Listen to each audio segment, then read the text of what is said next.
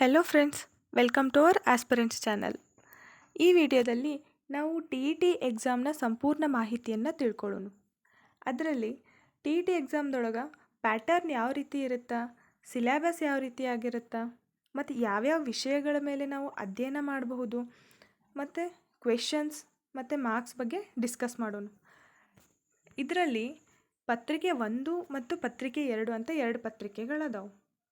ನಿಮ್ಗೆ ನಾನು ಸಿಲೆಬಸ್ ಮತ್ತು ಪ್ಯಾಟರ್ನ್ ಅದ್ರ ಬಗ್ಗೆ ಹೇಳೋಕ್ಕಿಂತ ಮುಂಚೆ ನಿಮ್ಮಲ್ಲಿ ಕೆಲವೊಂದಿಷ್ಟು ಗೊಂದಲಗಳಿರ್ತಾವೆ, ಕೆಲವೊಂದಿಷ್ಟು ಪ್ರಶ್ನೆಗಳಿರ್ತಾವೆ, ಕೆಲವೊಂದಿಷ್ಟು ಡೌಟ್ಸ್ ಇರ್ತಾವೆ. ಅದನ್ನು ನಾನು ಕ್ಲಿಯರ್ ಮಾಡಿಬಿಡ್ತೀನಿ. ಪತ್ರಿಕೆ 1 ಕೂಡ 150 ಮಾರ್ಕ್ಸಿಗೆ ಇರುತ್ತೆ, ಪತ್ರಿಕೆ 2 ಕೂಡ 150 ಮಾರ್ಕ್ಸಿಗೆ ಇರುತ್ತೆ. ಪತ್ರಿಕೆ 1 ಯಾರು ಬರೀಬಹುದು, ಪತ್ರಿಕೆ 2 ಯಾರು ಬರೀಬಹುದು ಅಂತ ಕೆಲವೊಂದಿಷ್ಟು ಗೊಂದಲಗಳು ನಿಮ್ಮಲ್ಲಿ ಅದಾವೆ. ಹಾಗಾಗಿ ಹೇಳ್ತೀನಿ. ಪತ್ರಿಕೆ 1 ಇದನ್ನು ಪಿ ಯು ಸಿ ಮುಗಿಸ್ಕೊಂಡು ಯಾರು ಡಿ ಎಡ್ ಮಾಡ್ತಿರ್ತೀರಿ ಅಥವಾ ಡಿ ಎಡ್ನ ಕಂಪ್ಲೀಟ್ ಮುಗಿಸ್ಕೊಂಡಿರ್ತೀರಿ ಅಥವಾ ಅಡ್ಮಿಷನ್ ಮಾಡಿರ್ತೀರಿ, ಇವರು ಪತ್ರಿಕೆ 1 ಮತ್ತು ಪತ್ರಿಕೆ 2 ಎರಡನ್ನೂ ಬರಿಬೇಕಾಗುತ್ತೆ.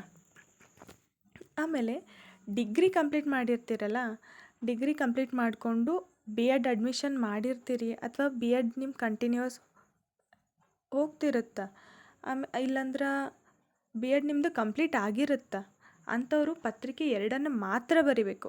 ಪತ್ರಿಕೆ 1 ನಿಮ್ಮದು ಆಲ್ರೆಡಿ ಕ್ವಾಲಿಫಿಕೇಷನ್ ಇದ್ದಂಗೆ ಅದ, ಪತ್ರಿಕೆ 2 ಮಾತ್ರ ನೀವು ಬರಿಬೇಕಾಗತ್ತೆ, ಆಯಿತಾ. ಮತ್ತು ಇನ್ನೂ ಒಂದು ಡೌಟ್ ನಿಮ್ಮಲ್ಲಿ ಏನಿರುತ್ತಂದ್ರೆ, ಇಷ್ಟೊತ್ತಿಗೆ ಟಿ ಇ ಟಿ ಎಕ್ಸಾಮ್ ಕರಿಬೇಕಿತ್ತವರು, ಬಟ್ ಇನ್ನೂ ಕರೆದಿಲ್ಲ.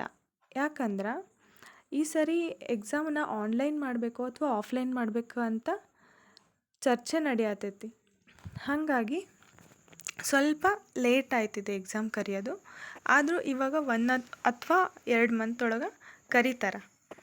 ಹಾಗಾಗಿ ನೀವು ಇವಾಗಿಂದನೇ ಓದೋಕೆ ಸ್ಟಾರ್ಟ್ ಮಾಡಿರಿ. ಇವಾಗ ಪತ್ರಿಕೆ 1 ನೋಡ್ಕೊಳ್ರಿ, ಯಾವ್ಯಾವ ವಿಷಯಗಳ ಮೇಲೆ ನಾವು ಅಧ್ಯಯನ ಮಾಡಬೇಕು ಅಂತ.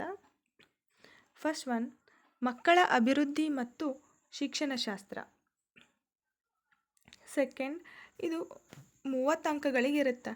ಸೆಕೆಂಡ್, ಭಾಷೆ 1 ಅಂದ್ರೆ ಕನ್ನಡ ಭಾಷೆ, ಇದು ಕೂಡ 30 ಅಂಕಗಳಿಗಿರುತ್ತೆ. ಭಾಷೆ 2 ಅಂದರೆ ಇಂಗ್ಲೀಷ್, ಇದು 30 ಅಂಕಗಳಿಗಿರುತ್ತೆ. ಗಣಿತ ಕೂಡ 30 ಅಂಕಗಳಿಗಿರುತ್ತೆ. ಪರಿಸರ ವಿಜ್ಞಾನ 30 ಅಂಕಗಳಿಗಿರುತ್ತೆ.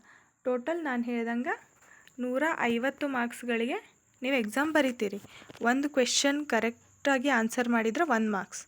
ಇದಕ್ಕೆ ನೆಗೆಟಿವ್ ಮಾರ್ಕಿಂಗ್ ಇರಲ್ಲ. ಪತ್ರಿಕೆ 1 ಆಯಿತು, ಪತ್ರಿಕೆ 2 ಆಯಿತು, ಎರಡಕ್ಕೂ ಕೂಡ ನೆಗೆಟಿವ್ ಮಾರ್ಕಿಂಗ್ ಇರಲ್ಲ.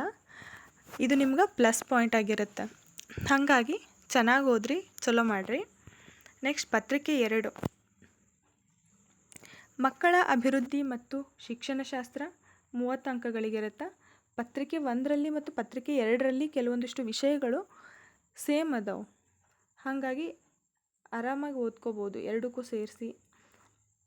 ಭಾಷೆ 1 ಅಂದರೆ ಕನ್ನಡ 30 ಅಂಕಗಳಿಗಿರುತ್ತೆ. ಭಾಷೆ 2 ಅಂದರೆ ಇಂಗ್ಲೀಷ್. ಕೆಲವೊಂದಿಷ್ಟು ಜನ ಇಂಗ್ಲೀಷ್ ಅಂದರೆ ಭಯ ಪಡ್ತಿರ್ತೀರಿ, ಇಂಗ್ಲೀಷ್ ನಿಮ್ಗೆ ಟಫ್ ಆಗ್ತಿರುತ್ತೆ. ಅದು ಬಿಟ್ಟರೆ ಇಂಗ್ಲೀಷ್ ಬಿಟ್ಟರೆ ನೀವು ಹಿಂದಿ ಒಳಗೆ ಏನಾದರೂ ಈಸಿಯಾಗಿ ಮಾಡ್ತೀರಿ ಅನ್ನೋ ಥರ ಇದ್ರೆ ನೀವು ಹಿಂದಿ ಕೂಡ ಚೂಸ್ ಮಾಡ್ಕೋಬೋದು. ಇಲ್ಲಪ್ಪ ನಂಗೆ ಇಂಗ್ಲೀಷೇ ಓಕೆ ಅನ್ನೋಂಗಿದ್ರೆ ಇಂಗ್ಲೀಷ್ ಚೂಸ್ ಮಾಡ್ಕೋಬೋದು. ಭಾಷೆ 2 30 ಅಂಕಗಳಿಗಿರುತ್ತೆ, ಇಂಗ್ಲೀಷ್ ಅಥವಾ ಹಿಂದಿ. ಭಾಷೆ 1 ಮಾತ್ರ Kannada compulsory. Next 4th topic, ಇದು ಗಣಿತ ಮತ್ತು ವಿಜ್ಞಾನ ಸೈನ್ಸ್ ಸ್ಟೂಡೆಂಟ್ಸಿಗೆ ಮಾತ್ರ ಇರುತ್ತೆ. ಆಮೇಲೆ ಸಮಾಜ ವಿಜ್ಞಾನ ಆರ್ಟ್ಸ್ ಸ್ಟೂಡೆಂಟ್ಸಿಗೆ ಇರುತ್ತೆ. ಅವರಿಗೆ ಗಣಿತ ಮತ್ತು ವಿಜ್ಞಾನ 60 ಮಾರ್ಕ್ಸಿಗಿರುತ್ತೆ.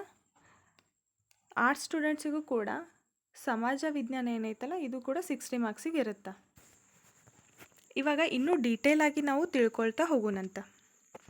ಫಸ್ಟು ಪತ್ರಿಕೆ 1, ಅದರೊಳಗೆ ಮಕ್ಕಳ ಅಭಿವೃದ್ಧಿ ಮತ್ತು ಶಿಕ್ಷಣಶಾಸ್ತ್ರ ಅಂತ ಹೇಳಿದ್ವಲ್ಲ, ಇದ್ರೊಳಗೆ ಕೆಲವೊಂದಿಷ್ಟು ಟಾಪಿಕ್ಸ್ ಅದಾವೆ, ಅದನ್ನು ನೀವು ಓದ್ಕೋಬೇಕಾಗತ್ತೆ. ಮಕ್ಕಳ ಅಭಿವೃದ್ಧಿ ಮತ್ತು ಶಿಕ್ಷಣಶಾಸ್ತ್ರ. ಮಕ್ಕಳ ಅಭಿವೃದ್ಧಿ ಸಾಮಾಜೀಕರಣ ಪ್ರಕ್ರಿಯೆ, ಮಕ್ಕಳ ಕೇಂದ್ರಿತ ಪರಿಕಲ್ಪನೆ ಮತ್ತು ಮಕ್ಕಳ ಪ್ರಗತಿ. ನೆಕ್ಸ್ಟ್ ಕಲಿಕೆ ಮತ್ತು ಶಿಕ್ಷಣಶಾಸ್ತ್ರ, ಬೋಧನೆ ಮತ್ತು ಕಲಿಕೆಯ ಮೂಲ ಪ್ರಕ್ರಿಯೆ, ಮಕ್ಕಳಲ್ಲಿ ಕಲಿಕೆಯ ಪರ್ಯಾಯ ಪರಿಕಲ್ಪನೆಗಳು, ಮಕ್ಕಳಲ್ಲಿ ಅಂತರ್ಗತ ಕಲಿಕೆಯ ಪರಿಕಲ್ಪನೆಗಳು, ಕಲಿಕೆಗಾಗಿ ಮೌಲ್ಯಮಾಪನ ಮತ್ತು ಕಲಿಕೆಯ ಮೌಲ್ಯಮಾಪನದ ನಡುವಿನ ವ್ಯತ್ಯಾಸ. ಸಾಮಾಜಿಕ ರಚನೆಯಾಗಿ ಲಿಂಗ. ನೆಕ್ಸ್ಟು ಭಾಷೆ 1 ಅಂದ್ರೆ ಕನ್ನಡ. ಇದರಲ್ಲಿ ಏನು ಓದಬೇಕಂದ್ರೆ ಭಾಷಾ ಗ್ರಹಿಕೆ, ಕಾನದ ಭಾಗಗಳನ್ನು ಓದುವುದು, ಭಾಷಾ ಬೆಳವಣಿಗೆಯ ಶಿಕ್ಷಣಶಾಸ್ತ್ರ. ಈ ಥರ ಹೇಳಿದರೆ ನಿಮಗೆ ಕಷ್ಟ ಆಗ್ಬೋದು, ಬಟ್ ಸಿಂಪಲ್ಲಾಗಿ ಹೇಳಬೇಕಂದ್ರೆ ಭಾಷೆ 1 ಕನ್ನಡ ಒಳಗೆ ಗ್ರಾಮರ್ ಓದ್ಕೊಳ್ರಿ. ಹೈಸ್ಕೂಲ್ ಬೇಸ್ಡ್ ಗ್ರಾಮರ್ ಓದ್ಕೊಳ್ರಿ ಸಾಕು. ನೆಕ್ಸ್ಟ್ ಭಾಷೆ 2 ಕೂಡ ಅಂದ್ರೆ ಇಂಗ್ಲೀಷ್ ಅಥವಾ ಹಿಂದಿ. ಭಾಷಾ ಗ್ರಹಿಕೆ, ಕಾನದ ಭಾಗಗಳನ್ನು ಓದುವುದು, ಭಾಷಾ ಬೆಳವಣಿಗೆಯ ಶಿಕ್ಷಣಶಾಸ್ತ್ರ. 4th ಟಾಪಿಕ್ ಸಂಖ್ಯೆಗಳು ಮತ್ತು ಭಿನ್ನರಾಶಿಗಳು. ಸಂಖ್ಯೆಗಳು ಮತ್ತು ಬೀಜಗಣಿತ ಅಭಿವ್ಯಕ್ತಿಗಳ ಮೇಲಿನ ಗಣಿತದ ಕಾರ್ಯಾಚರಣೆಗಳು. ಅಳತೆ, ತೂಕ ಮತ್ತು ಸಮಯ ಮತ್ತು ಪರಿಮಾಣ. ದತ್ತಾಂಶ ನಿರ್ವಹಣೆ, ಕೇಂದ್ರ ಪ್ರವೃತ್ತಿಯ ಅಳತೆಗಳು. ಅನುಪಾತ ಮತ್ತು ಅನುಪಾತಗಳು, ರೇಖೆಗಳು ಮತ್ತು ಕೋನಗಳು. ಮೂಲ ಬೀಜಗಣಿತ, ರೇಖೀಯ ಸಮೀಕರಣಗಳು ಮತ್ತು ಪ್ರವೃತ್ತಿಗಳು. ಜಾಮಿತೀಯ ಆಕೃತಿಗಳು ಮತ್ತು ಬಾಹ್ಯಾಕಾಶದ ಜ್ಞಾನ. 3D ಜಾಮಿತಿಯ ಅಂಕಿಅಂಶಗಳು. ನೆಕ್ಸ್ಟ್ 5th ಟಾಪಿಕ್ ಏನಂದ್ರೆ ಫಸ್ಟ್ ಪತ್ರಿಕೆ ಒಳಗೆ ಪರಿಸರ ವಿಜ್ಞಾನ. ಲಿವಿಂಗ್ ವರ್ಲ್ಡ್ ಅಂದರೆ ಪ್ರಪಂಚದ ಬಗ್ಗೆ ಓದಬೇಕಾಗುತ್ತಾ, ಶಕ್ತಿಯ ಮೂಲಗಳ ಬಗ್ಗೆ ಓದಬೇಕು, ಮತ್ತು ಮಾನವ ಆರೋಗ್ಯ ಮತ್ತು ನೈರ್ಮಲ್ಯ, ನೈಸರ್ಗಿಕ ವಿದ್ಯಮಾನಗಳು ಮತ್ತು ನಮ್ಮ ಪರಿಸರ, ವಸ್ತುಗಳು ಹೇಗೆ ಕೆಲಸ ಮಾಡುತ್ತವೆ, ವಿದ್ಯುತ್, ಪರಿಸರ ವಿಜ್ಞಾನದ ಶಿಕ್ಷಣಶಾಸ್ತ್ರ. ಇದಿಷ್ಟು ಪತ್ರಿಕೆ 1ರಲ್ಲಿ ಮುಗೀತು. ನೆಕ್ಸ್ಟ್ ಪತ್ರಿಕೆ 2, ಯಾರು ಪ್ರಿಪೇರ್ ಆಗ್ತಿದ್ದೀರಲ್ಲ ಯಾವ್ಯಾವ ವಿಷಯಗಳನ್ನು ಓದಬೇಕು ಅಂತ ನೋಡ್ಕೊಳ್ರಿ. ಮಕ್ಕಳ ಅಭಿವೃದ್ಧಿ ಮತ್ತು ಶಿಕ್ಷಣಶಾಸ್ತ್ರ, ಇದು ಕೂಡ ಪತ್ರಿಕೆ 1ರಲ್ಲಿ ಇತ್ತಲ್ಲ ಟಾಪಿಕ್ಸ್ಗಳು, ಇವ ಸೇಮ್ ಅದಾವೆ, ಹೌದಾ? ಇದರಲ್ಲಿ ಏನು ಬದಲಾವಣೆ ಇಲ್ಲ. ನೆಕ್ಸ್ಟು 2ನೇ ಟಾಪಿಕ್ಕು ಭಾಷೆ 1 ಅಂದ್ರೆ ಕನ್ನಡ. ಗ್ರಾಮರ್ ಕೇಳ್ತಾರ, ಪತ್ರಿಕೆ 1ರಲ್ಲಿ ಹೇಳಿದೆ ಅಲ್ಲ ಅದೇ ಥರ ಸೇಮ್.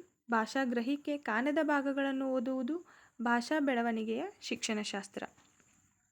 ಭಾಷೆ 2 ಅಂದರೆ ಇಂಗ್ಲೀಷ್ ಅಥವಾ ಹಿಂದಿ, ಯಾವುದಾದ್ರೂ ನೀವು ಚೂಸ್ ಮಾಡ್ಕೊಳ್ರಿ. ಅದರಲ್ಲೂ ಕೂಡ ಸೇಮ್ ಭಾಷಾ ಗ್ರಹಿಕೆ, ಕಾನದ ಭಾಗಗಳನ್ನು ಓದುವುದು, ಭಾಷಾ ಬೆಳವಣಿಗೆಯ ಶಿಕ್ಷಣಶಾಸ್ತ್ರ. ಗಣಿತ ಮತ್ತು ವಿಜ್ಞಾನ ಇವೆರಡು ಸೈನ್ಸ್ ಸ್ಟೂಡೆಂಟ್ಸಿಗೆ ಬರುತ್ತೆ. ಪತ್ರಿಕೆ 2 ಇದು. ಸೊ ಸೈನ್ಸ್ ಸ್ಟೂಡೆಂಟ್ಸ್ ಟಾಪಿಕ್ಸ್ ಯಾವ್ಯಾವ ಓದಬೇಕು ಗಣಿತದಲ್ಲಿ ಅಂತ ನೋಡಿಕೊಂಡ್ರೆ, ಅಂಕಗಣಿತದ ಪ್ರಗತಿ, ಸಂಖ್ಯಾ ವ್ಯವಸ್ಥೆ, ಅಂಕಿಅಂಶಗಳು ಮತ್ತು ಸಂಭವನೀಯತೆ, ತ್ರಿಕೋನಮಿತಿ, ನಿರ್ದೇಶಾಂಕ ರೇಖಾಗಣಿತ, 2 ಅಸ್ಥಿರಗಳಲ್ಲಿ ರೇಖೀಯ ಸಮೀಕರಣಗಳ ಜೋಡಿಯನ್ನು ಗುರುತಿಸುವುದು, ವರ್ಗ ಸಮೀಕರಣ, ಬಹುಪದೋಕ್ತಿ, ಅಳತೆ, ತ್ರಿಕೋನಗಳು, ಚತುರ್ಭುಜಗಳು, ವೃತ್ತಗಳು, ವೃತ್ತಗಳಿಗೆ ಸಂಬಂಧಿಸಿದ ಪ್ರದೇಶಗಳು. ನೆಕ್ಸ್ಟ್ ವಿಜ್ಞಾನದೊಳಗೆ ಭೌತಶಾಸ್ತ್ರ, ರಸಾಯನಶಾಸ್ತ್ರ ಮತ್ತು ಜೀವಶಾಸ್ತ್ರ ಅಂದರೆ ಫಿಸಿಕ್ಸ್, ಕೆಮಿಸ್ಟ್ರಿ, ಜಿಯೋಲಜಿ, ಇವು 3 ಸಬ್ಜೆಕ್ಟ್ಸ್ನ ಓದಬೇಕು.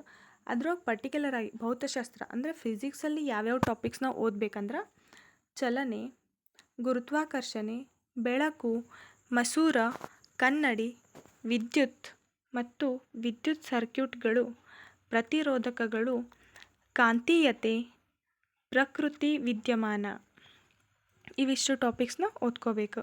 ನೆಕ್ಸ್ಟ್ ರಸಾಯನಶಾಸ್ತ್ರ ಅಂದರೆ ಕೆಮಿಸ್ಟ್ರಿ ಒಳಗೆ ಯಾವ್ಯಾವ ಟಾಪಿಕ್ಸ್ ಓದಬೇಕಂದ್ರೆ ದೈನಂದಿನ ಜೀವನದಲ್ಲಿನ ವಸ್ತುಗಳು, ಆಮ್ಲಗಳು, ಬೇಸ್ಗಳು ಮತ್ತು ಲವಣಗಳು, ಪರಮಾಣುಗಳು ಮತ್ತು ಅಣುಗಳು, ಪಾಲಿಮರ್ಗಳು, ನೈಸರ್ಗಿಕ ಸಂಪನ್ಮೂಲಗಳು.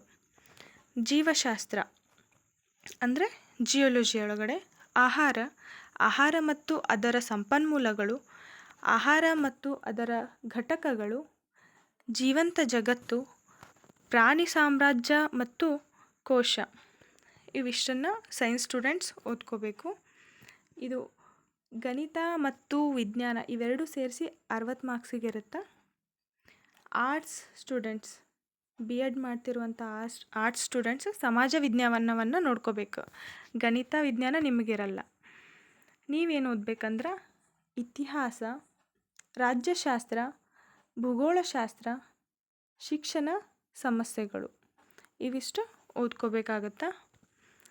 ಎಲ್ಲರೂ ಚೆನ್ನಾಗಿ ಸ್ಟಡಿ ಮಾಡಿರಿ. ಅಪ್ಲಿಕೇಶನ್ ಕರೀತಾರೆ, ಇನ್ನು 1 ಅಥವಾ 2 ಮಂತ್ ಒಳಗಡೆ ಅಪ್ಲಿಕೇಶನ್ ಕರೀತಾರೆ. ಎಲ್ಲರೂ ಅಪ್ಲಿಕೇಶನ್ಸ್ ಹಾಕ್ರಿ.